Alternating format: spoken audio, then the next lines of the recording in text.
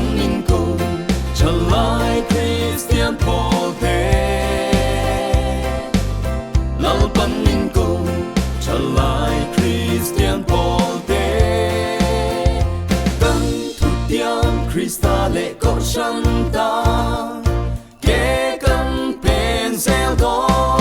lung rual ta ki malam ma peli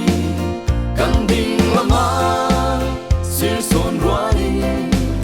kan vei lama ban thang ruani hey hey lal pa chak nga ring in swal do ra kan ngam sel do lal pan ning ko chalai Christian pote lal pan ning ko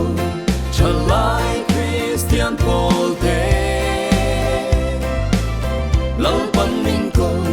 chalai Christian pote kan thu tiang Christa ne na mi dang te suai cùng ca ti lung rua ta ki malam ma peli kan ding lama sir son ruani kan vei lama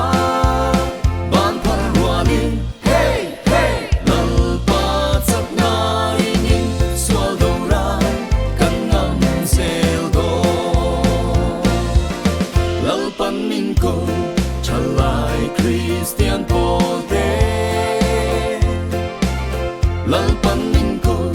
chalai Christian pote lal pan min ko chalai Christian pote